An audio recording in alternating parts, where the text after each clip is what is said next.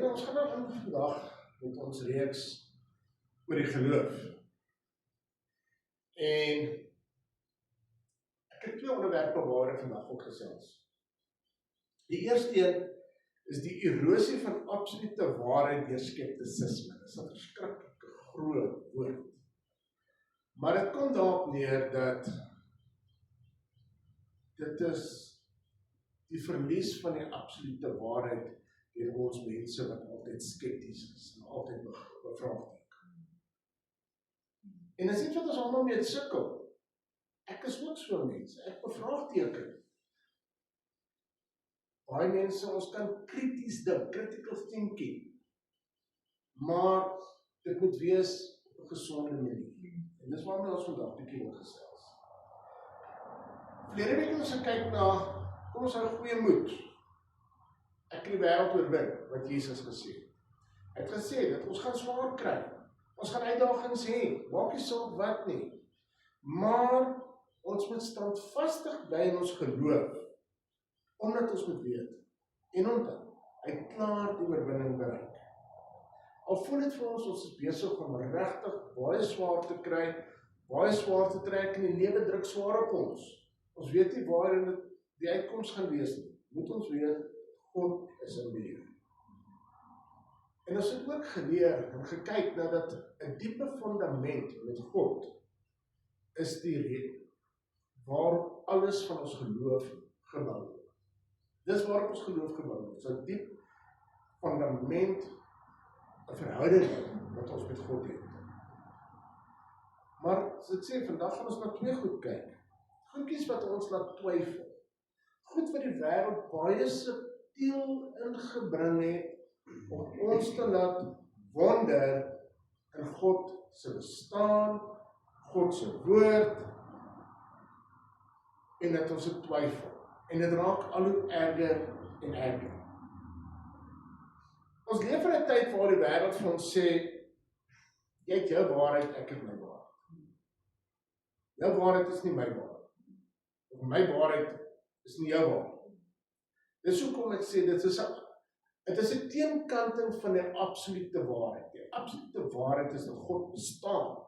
Jesus het opgestaan. Daar bestaan 'n God drie-enig. Maar die mense trek dit in twyfel. Waar die mense sê, ek het die waarheid, jy het jou waarheid, sê die Bybel vir ons, ek is die weg, die waarheid en die lewe. So, daar is nie 'n rede om dit te twyfel nie. Maar ons as mense begin om daardie te begin bevraagteken. En as so een ding begin bevraagteken, dan vraagteken ons die volgende. Bevraagteken ons die volgende. So alles groei en dit is soos 'n erosie van grond. Dat al hoe meer en meer word daai waarheid weggespoel uit ons lewens uit. Jy sien, en dit begin ons geloof afbreek. Dit veroorsaak 'n erosie in ons geloof. Dis waar daar sekere slote kom, gate kom. As mense wat uit bestaan was dit verskriklik in die Vrystaat, ek onthou baie jare terug toe dit so droog was en het toneel gekom. Dan sal sulke slote weggeërod, want die gras was nie meer daar nie, so die water kom deur of spoel hy al die grond weg. En daai grond is ons fundament van ons geloof. En dan kom die sonde en hy spoel ons weg. En die tweede ding waarna ons gaan kyk, is die kultus van selfvertroue of die kultuur, wat geleer soos die kultuur van selfvertroue en humanisme. Humanisme. Die menslikheid. Dis die tweede ding wat ek vandag wil aanraak, wat ons aan spoor om te twyfel. Dit gaan oor glo in jouself. Jy is tot enigiets in staat. Jy is die meester van jou eie bestaan. Dis wat die wêreld vir ons leer vandag. Dis wat die wêreld vir ons sê. Jy maak op jou eie krag staan. Jy kan dit maak. Nie hoor nie, jy bepaal die uitkoms van jou lewe. Jy het wou jou ligkastele, jy verf. Dis wat ons geleer word vandag, dis waarom alles gaan. Dit klink positief, dit klink baie positief, maar dit staan toch lijnrecht reg teenoor die wêreld, teenoor die woord, ekskuus. Dit staan reg teenoor die evangelie van God. Dis teenstrydig. Die Bybel leer ons toch dat aan die einde van die dag ons krag lê nie in onsself nie, maar ons vertroue op God. God vra nie vir ons om op ons eie vermoëns te vertrou. Hy vra nie vir ons om op ons eie krag staat te maak, maar om afhanklikheid van hom te leef. Dis wat hy vir God van ons wil hê. Hy wil nie ons moet afhanklik wees. Hy wil hê ons moenie selfverheffing verkondig nie, maar ons moet die evangelie van afhanklikheid verkondig. Van selfverloning. Ons moet self verloon, ons moet nederig raak voor God. We must humble ourselves. Dis hoekom ons vas. Dis 'n wapen. Hoe vas jy en gebruik 'n wapen as jy dink jy kan dit self doen? In ander woorde, jy moet met 'n mes en 'n gunfight ingaan. Dit gaan nie werk nie. Dit gaan nie werk nie. En die wêreld, dis hoekom ons mense so besig is om swaar te kry. Dis hoekom ons mense besig is om dit struikel in hierdie geveg. Ek wil nie sê ons verloor hom nie, want hy is klaar oorwin. Maar ons struikel en ons kry pak slaag. Die wêreld sê ek kan. Die gelowige sê ek is tot alles in staat deur God wat my krag gee. As ons nie hierdie waarhede erken nie, dan word ons denke stadig maar seker verander en dan word ons gelykvormig aan die wêreld en die wêreld se denkpatroon en die wêreld se gedagtegang. Daarom moet ons leer elke woord van God gevangene te neem tot gehoorsaamheid aan ons. Dis wat die Bybel ons leer. En kyk, ons kyk 'n bietjie verder in die erosie van waarheid deur skeptisisme. Ons leef vandag in 'n wêreld waar al hoe meer en meer mense alles bevraagteken. Nou ek wil net gou iets sê. Daar is 'n verskil om krities te dink, om te vra, om te analiseer en om die waarheid te leer ken. En as natuurlike manier om te bevraagteken tot eie gewin. En dis waar ons vandag op praat. Daar's niks meer verkeerd om vrae te vra. Daar's niks meer verkeerd om 'n ding te wil analiseer nie.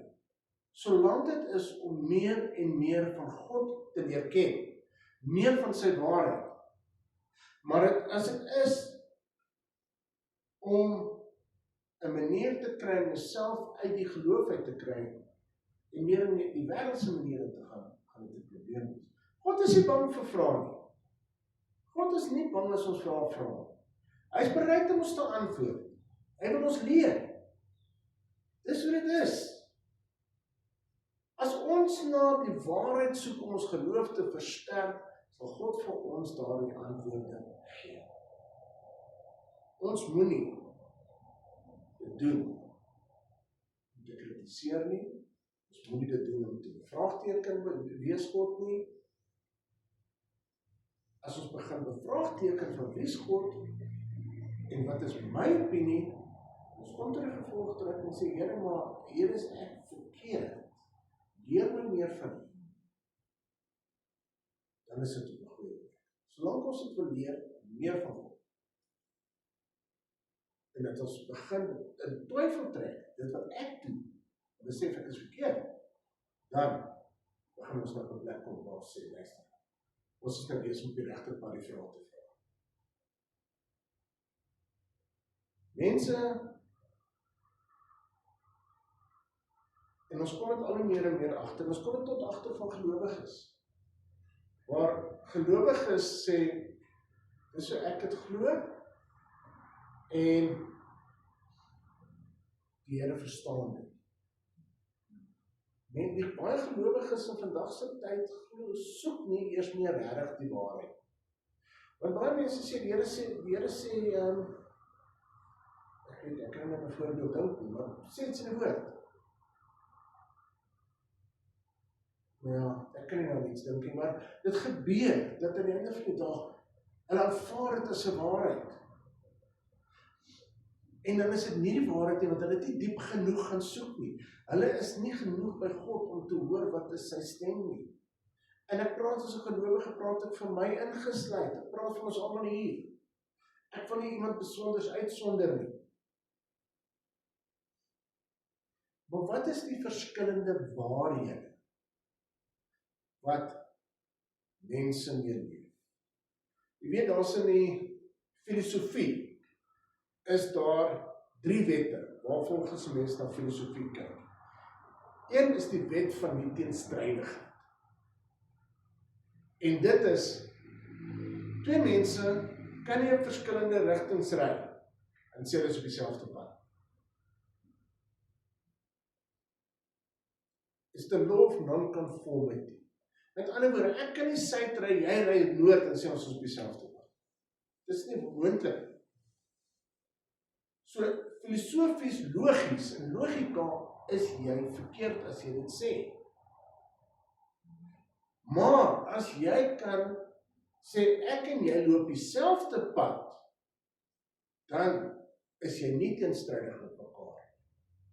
Maar dit wat die mens vandag leer, is in teenstrydigheid met wat God vir ons wil hê. Dis teenstrydig met wat God vir ons leer in sy woord. Jy sien, in vandag se tyd, as ons die Here se woord bestudeer, en ons doen wat hy vir ons sê, dan is ons nie teenstrydig met God se waarheid. God se waarheid verander. Ons moet dit onthou. God se waarheid verander. Dis ons opinies wat verander. Dis ons denkwyses wat verander. Johannes 14 vers 6 sê, ek is die weg, en die waarheid en die lewe. Jesus het nie gesê, kom ek wys julle die waarheid nie. Hy het gesê, ek is die waarheid. Dit beteken dat ons nie die waarheid op onsself gaan uitvind nie. Ons gaan om God toe moet gaan om uit te vind wat is die waarheid. Die waarheid begin en eindig by God. Maar ons leef op 'n tyd in 'n wêreld waar mense nie wil hoor dat hulle is verkeerd nie. Hulle wil nie weet, daar's 'n vaste reg en 'n vaste verkeerd nie. Dat daar's 'n teenstrydigheid in hulle teorieë nie. Sien, die wêreld leer ons vandag, leef jou eie waarheid. Leef wat jy dink is reg. Volg jou hart. Volg jou eie opinie. Doen wat jou gelukkig maak. Maar dis nie wat die Bybel sê nie. Die Bybel sê nêrens volg jou hart. Die Bybel sê dit nie. Die Bybel leer ons om die Here te volg. Want hy is die weg, die waarheid en die lewe. Hoekom? Hoekom leer die Bybel dit vir ons? Omdat ons emosies, ons harte, ons kan mislei. Dit mislei ons so maklik. En dan begin ons die verkeerde besluit te maak. Jeremia sê dit baie spesifiek, dat die hart is bedrieglik oor alle dinge. So ons wat sê, wie wat ek voel dit, moet baie versigtig wees wat jy sê, wat jy voel. Ons moet soek vir daai waarheid wat God met ons gesels, of ons bevestiging gee. As ek my gevoelens gaan volg, gaan ek baie verkeerde besluite maak. Dan gaan ek baie draaie loop in my lewe en wonder hoekom gaan dinge verkeerd.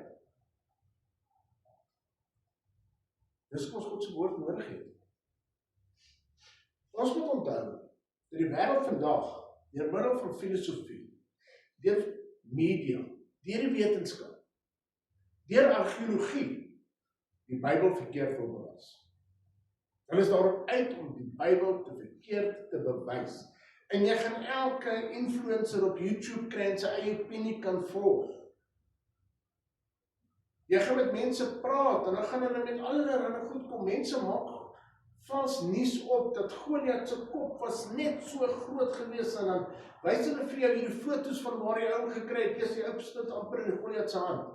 Was omtrent net 9 voet hoog gewees. Dit was net 9 voet. Nie veel groter as dit. Dis wat die woord vir ons sê. Nee, ek hoor. Maar dan kom hulle uit hier gelê, hy was amper 4 meter lank. 'n tipe van ding. Ek weet waar, en dan het hulle foto's om dit te bewys, en dan wys hulle ook waar die ark is, en dan hier is die ark, en alle goed. Mense kom met goed voor 'n dag om aandag te trek, om volgelinge te kry, so hulle is besig om die waarheid te grip. Ons moet onthou, jy kan nie met wetenskap die woord bewys nie, maar die wetenskap verander deeltyd. Elke ou kom met 'n teorie voor 'n dag, maar 20 jaar het dit verander. Dan is die wetenskap anders, dan het hulle iets anders bewys. Hulle het ander informasie gekry. Nuwe ontdekkings word gemaak. Die wêreld verander. Ons moet onthou God verander. Die wêreld begin al besluit wat is reg en verkeerd. Ek dink ons gaan kyk na ek dink ek sê plek moet doen nie. Maar ons almal weet waarvan dit gaan. Ons sê dobbel word nou dis 'n goeie manier om geld te maak, vinnige quick buck. Dobbel bring 'n goeie inkomste in vir belasting vir die ontvanger. So hulle legalise dit. En hulle praat dit goed. Human rights. Nog 'n ding. Dit word alles nou goed gepraat. Maak nie saak of dit teenstrydig is met God se woord of nie, dit is reg, want die mens sê dit is reg. Wat die Bybel van sonde noem die wêreld vandag vryheid. Die wêreld noem dit vryheid. Wat die Bybel verkeerd noem, word dit as 'n waarheid gevier. As jy glo wat die Bybel sê, word jy gekritiseer as oudmodies, onverdraagsaam, jy het nie liefde vir jou medemens nie, jy sien nie hulle reg raak om te lewe nie. Al daai tipe van goed word net teen jou gegooi. Met wat spees om te gebeur?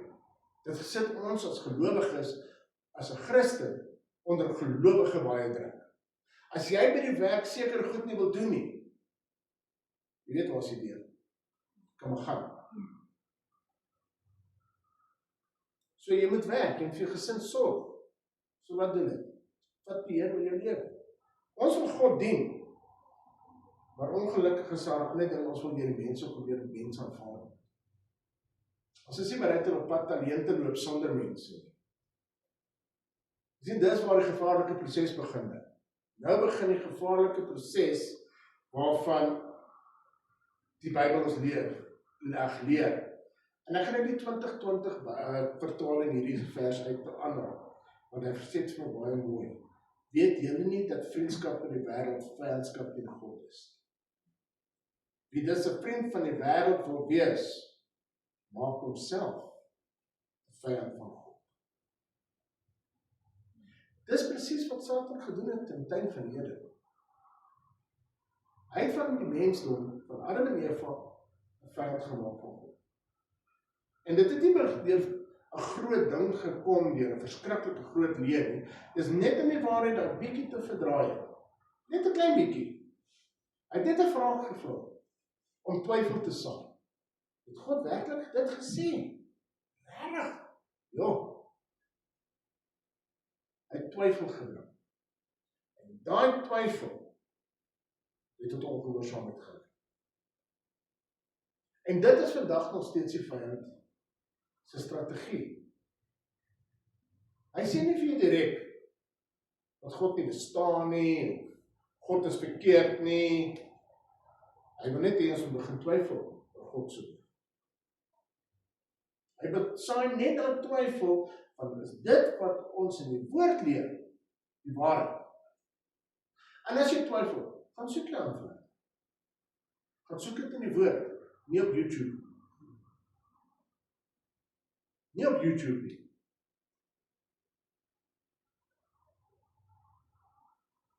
Wanneer ons nie kan besef dat God se woord is die absolute waarheid, begin ons in alles glo. Dan word ons gevoelens belangriker as feite. Opinies belangriker as die Bybel. Natuur weet ons belangriker as God. Ons moet onthou dat waarheid, die absolute waarheid, verander nie omdat die wêreld verander. Net so gaan God se waarheid verander omdat die meerderheid van mense dit gaan. Jesus was bereid om alleen te staan, om dit wat hy glo te verdedig aan die kruis. Die vraag is, ek en jy bereid om alleen te staan, om dit te verdedig? Want ons moet onthou, God bly dieselfde. Gister, vandag, môre. Sy waarheid bly dieselfde. Sy standaarde bly dieselfde. En dit waarvoor metanoia staan, en word nie in hierdie wêreld gelykvormig nie, maar word verander deur die hernuwing van julle gemoed. Ons moenie gelykvormig word in die wêreld nie. Ons moenie soos hulle begin dink nie. Ons moenie soos hulle begin optree nie. Ons moet begin verander.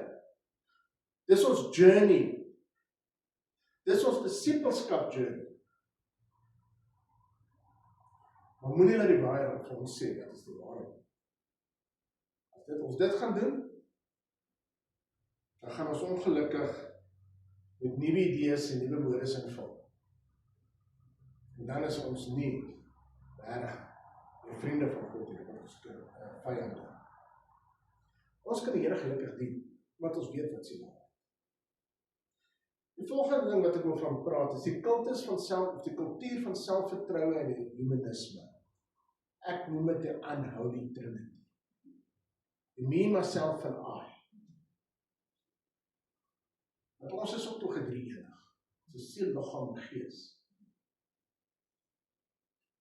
Want ons is besig om in 'n geslag in te beweeg, om van 'n fase in van waar humanisme, die eie ek, besig is om oorhand te kry oor alles in die wêreld. Ons glo nie meer wat is in reg en verkeerd nie. Ons besluit wat ons wil. Die wêreld sê vir ons, glo in jouself. Jy kan enigiets doen, solank jy net hard genoeg probeer. Jy het niemand nodig in die wêreld. Jy is die baas van jou eie lewe. Dis vir die wêreld ons leef vandag. Maar self, dis nie om vertroue van God. Klink verskriklik baie motiveer. Maar waar het gevaar kom is, dit is fokus nie meer op God nie. Die fokus is nie meer hier op God. Op daai gedeelte, sodra ek en jy begin fokus op wat ons vermoëns is. Want ek vertrou op myself. Ek kan dit doen. Spreuke 3 vers 5 sê vir jou, vertrou die Here met jou hele hart en steun nie op jou eie insig. Wat sê God vir jou? Moenie op jou eie krag probeer staat maak. Maar dit vooruit gaan sê, ken hom my en al jou weë en ek sal jou paaie gelyk maak. Daar's 'n belofte aan dit betrek. Maar daar's 'n waarskuwing. Daar's 'n waarskuwing. As jy dit nie gaan doen nie, gaan jy moeilikheid optree. As jy dit gaan doen, dan gaan ek jou paaie vir jou gelyk maak. Wat is die verskil? Ons vertrou op God, ons vertrou op sy vermoë vir ons die paaie gelyk te maak, of ons maak ons eie krag staan weer eens, me, myself en I, en ek doen dinge op my eie krag, my eie vermoëns. Want jy sien, die wêreld sê vir my, ek is mos nou sterk genoeg. Maak op jou eie krag staan, man. Jy het alle antwoorde. God sê vir my, kom vra vir wysheid. Jy kan dit nie alleen doen. Al denk jy so. Sonder my kan jy niks doen. Daar's niks verkeerd met julle om gawes te hê en te ontwikkel nie. Dis wat God van ons verwag. Hy sê vir ons ook in die woord, slaan jou hand in die ploeg. En werk dan. Dis my vertaling, dis nie die breë spektrum vertaling, dis presies 'n vers. So God wil hê ons moet werk, hy wil hê ons moet ons vermoëns ontwikkel. Ons sê dit, hy sê dit met die talente. Dis geestelik en emosioneel, ek glo. As hy vir jou talent gegee het, ontwikkel hom. Dis nie verkeerd nie. Maar moet net nie glo, dit is jou vermoëns wat daardie sukses maak bereik. Want dis nie jy nie. Dis God se seëning in jou lewe. Moenie te vol selfvertroue raak nie. Want baie keer is ons eintlik arrogant selfvertroue. Raak vol selfvertroue afhanklik van God. Dit is 'n bietjie teenstrydig, maar jy kan selfvertroue hê. Nie arrogant wees, maar weet dit wat jy bereik. Dankie Vader wat dit vir jou gedoen het. Dis sy genade wat hy vir jou gegee het en vir jou gewys het om dit te kan bereik. Om daardie ontwikkeling te doen. Ons kyk nou hoe God die ambagsmanne geseën het toe die tabernakel gebou het, dieselfde ding. Hy sê daar, hy het hom geseën met vermoëns om die tabernakel te kan bou en hy het die ander mense geleer. God sê vir jou duidelik, dis my vermoë wat dit vir jou gee. Nie jou nie. God sê wat vir ons talente gee. Hy is vir wat vir ons die wysheid gee. Hy is vir ons die een wat vir ons die vermoëns gee.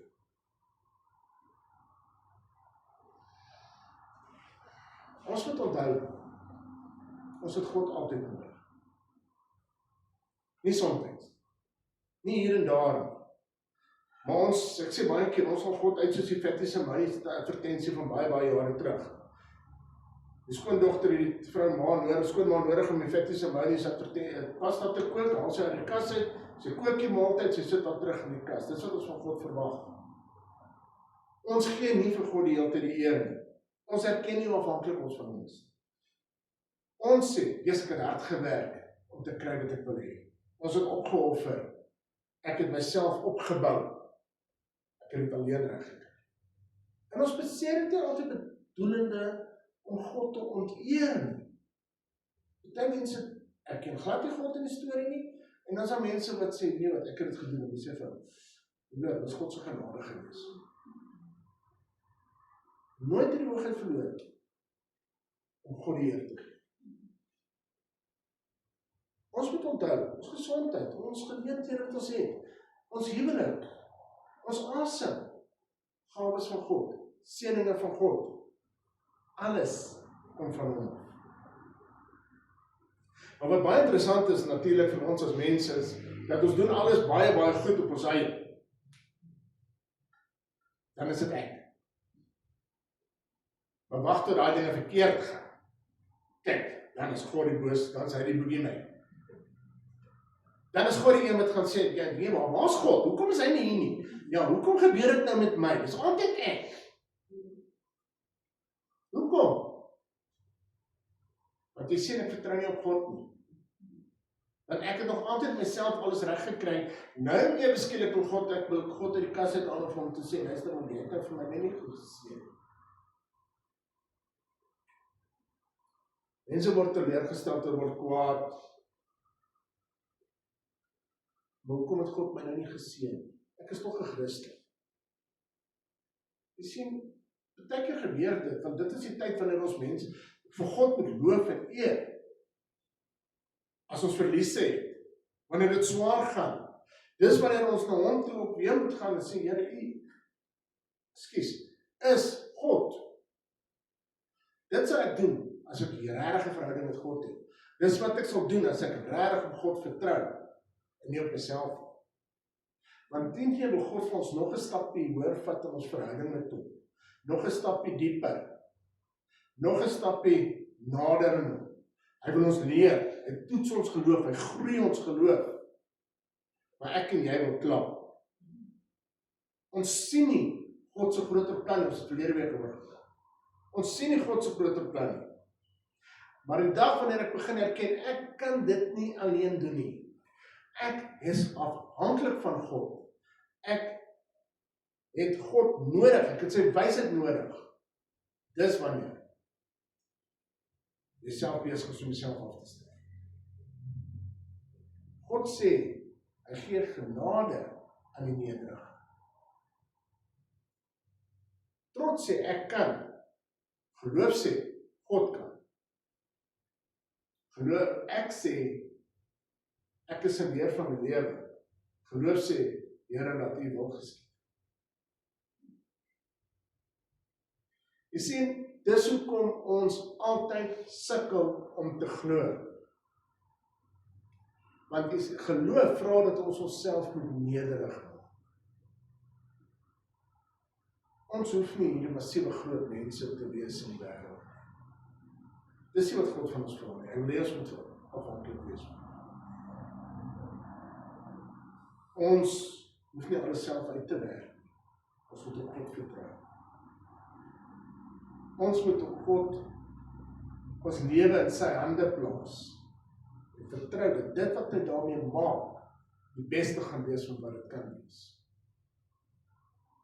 Want alles wat ons in die wêreld bereik, die materiële dinge, komitees te dien en alles, as dit ons uit krag kom, dit is nice.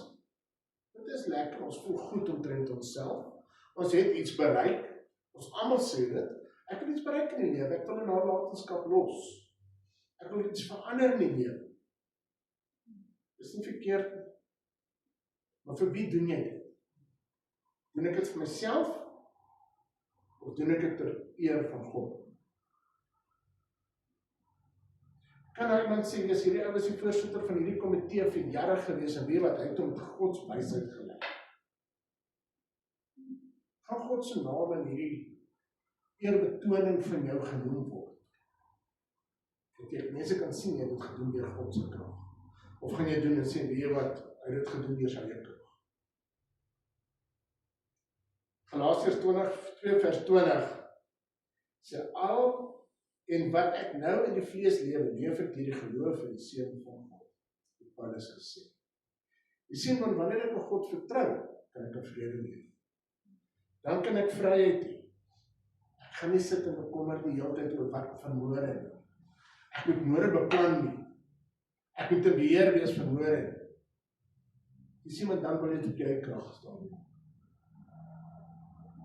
Dan wil jy op jou eie krag staan. Ons almal, ons is 'n besigheid. Daar is tye wat 'n besigheid te dip vat. Maar jy moet vertrou op God, wat hy daar besigheid vir gaan optel. Dis sy besigheid. Maar ons as mens is geneig om te doen. Ons is ongelukkig. En as ons daar kom, moet ons begin besef, Here, ek doen goed op my eie krag, help my. Dan moet ons begin bevraagteken. Dan moet ons begin krities dink, om te sê, waar is ek in hierdie equation? Excuse my Engels. Waar is ek in hierdie equation? Waar staan ek in my verhouding met God? Is ek op my eie, the unholy Trinity? Of is ek hier, waar ek besig is, om God toe te laat om te werk? Dis 'n baie harde vraag om te vra. Die wêreld sê glo in jouself. God sê glo in God. Ons moet onthou, ons kennis is beperk. Ons vermoëns is beperk. Ons krag is beperk. Ons planne is beperk. Ons kan net doen wat in ons vermoë is. Die res is in God se hande. En dit moet ons onthou. Ons moet onthou dat God se woord vol met sy liefde vol met. Ons moet onsself in sy hande plaas. Ons moet ons geloof in homself plaas, nie in ons eie vermoëns nie. Ons het skiet ver te kort om dit te kan doen. Ons moet ons geloof plaas in die een met Vader. Naamlik Jesus Christus. God die Here. Ons bid. Here, ons sê vir U dankie vir U liefde en vir U genade. Here, dankie dat U altyd in beheer is. Dankie dat U getrou is. Dankie dat U almagtig is, want dis waaroor vandag se preek gegaan het. Is oor die almag, dat ons begin vertrou en glo in die almag, nie in ons eie krag nie, in die almag van U waarheid, die almag van die krag, die almag van God almagtig. Nie as ek as 'n klein mens. Here, ons is so geneig om op ons krag staat te maak. Ons is so geneig, Vader, om dinge op ons eie te wil doen. Vader, en is verkeerd. Ons is geneig om die waarheid te bevraagteken. Here, nou is net in waarheid, en dis U. Ons sê vir dankie daarvoor.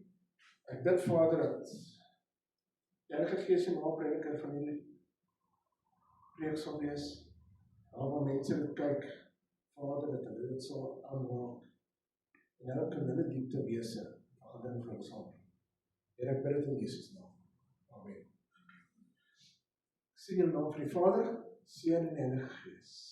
Mag julle die ou mens afsterf hierdie week, die proses begin, en 'n nuwe mens wees. Mag julle gedagtes verander, en mag julle die waarheid van God ervaar in die vrede van Jesus.